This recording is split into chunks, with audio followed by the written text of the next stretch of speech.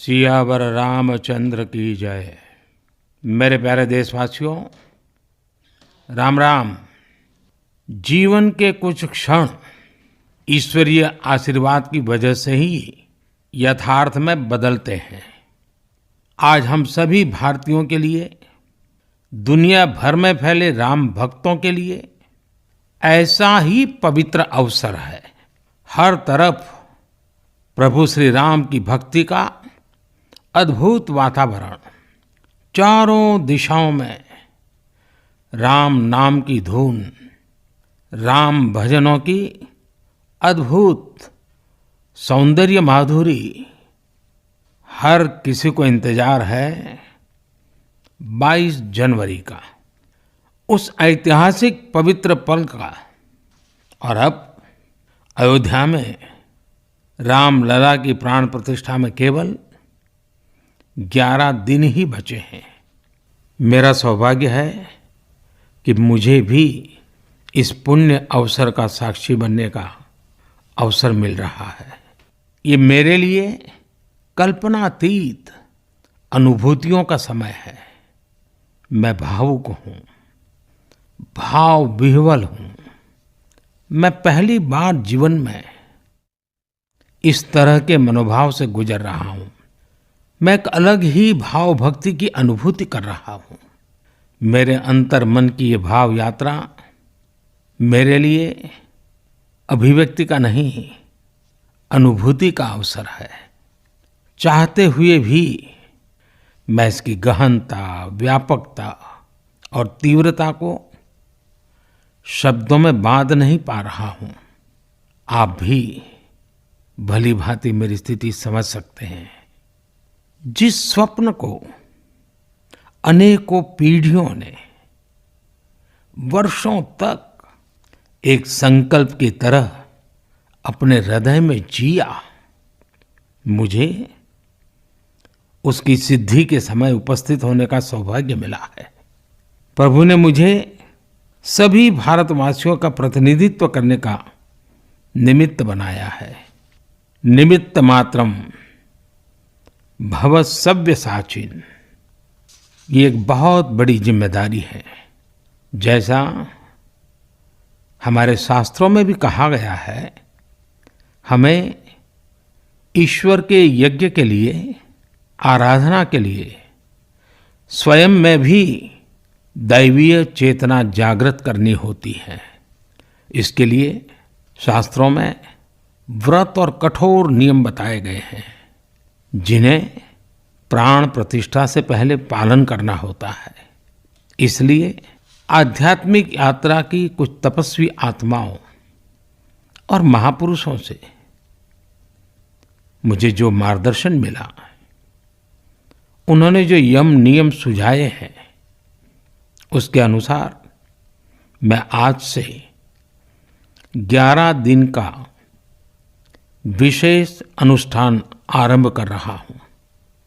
इस पवित्र अवसर पर मैं परमात्मा के श्री चरणों में प्रार्थना करता हूं, ऋषियों, मुनियों, तपस्वियों का पुण्य स्मरण करता हूं और जनता जनार्दन, जो ईश्वर का रूप है, उनसे प्रार्थना करता हूं कि आप मुझे आशीर्वाद दें, ताकि मन से, वचन से, कर्म से मेरी तरफ से कोई कमी ना रहे।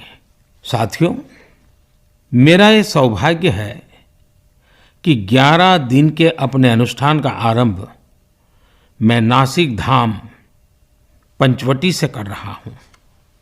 पंचवटी वो पावन धरा है जहाँ प्रभु श्री राम ने काफी समय बिताया था। और आज मेरे लिए एक सुखद संयोग ये भी है कि आज स्वामी विवेकानंद जी की जन्म जयंती है। ये स्वामी विवेकानंद जी ही तो थे जिन्होंने हजारों वर्षों से आक्रांतित भारत की आत्मा को झकझोरा था। आज वही आत्मविश्वास भव्य राम मंदिर के रूप में हमारी पहचान बनकर सबके सामने है। और सोने पर सुहागा देखिए, आज माता जीजाबाई जी की जन्म जयंती है। माता जीजाबाई जिन्होंने छत्रपति शिवाजी महाराज के रूप में एक महामानव को जन्म दिया था। आज हम अपने भारत को जिस अक्षुण्ण रूप में देख रहे हैं, इसमें माता जीजाबाई जी का बहुत बड़ा योगदान है। और साथियों, जब मैं माता जीजाबाई का पुण्य स्मरण कर रहा हूँ तो सहज रूप से मुझे अपनी माँ की याद आना बहुत स्वाभाविक है। मेरी माँ जीवन के अंत तक माला जपते हुए सीताराम का ही नाम भजा करती थी।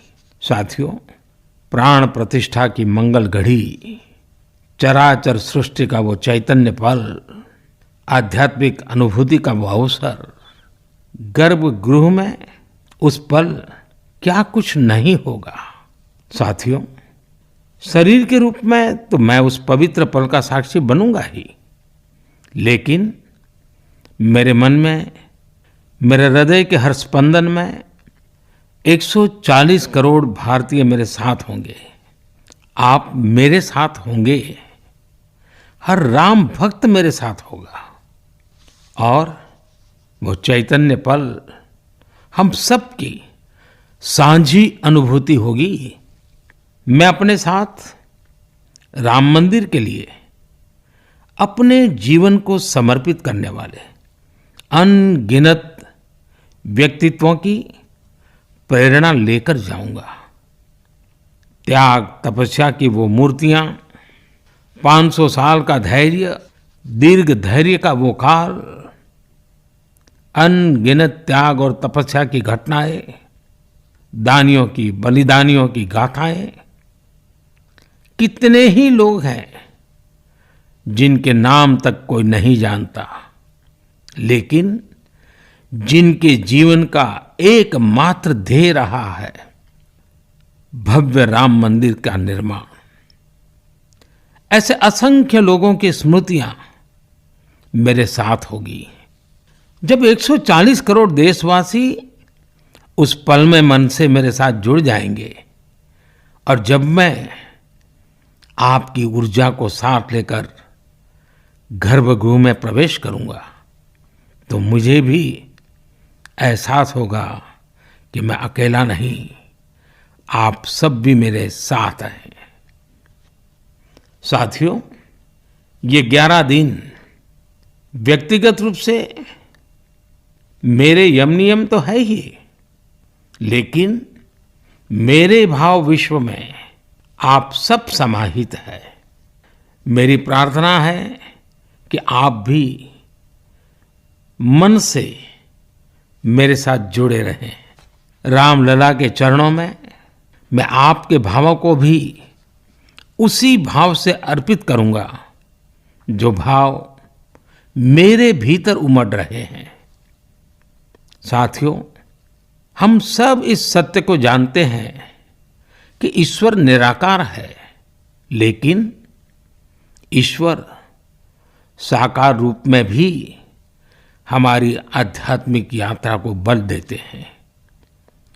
जनता जनार्दन में ईश्वर का रूप होता है, ये मैंने साक्षात देखा है, महसूस किया है। लेकिन जब ईश्वर रूपी वही जनता शब्दों में अपनी भावनाएं प्रकट करती है, आशीर्वाद देती है, तो मुझ में भी नई ऊर्जा का संचार होता है।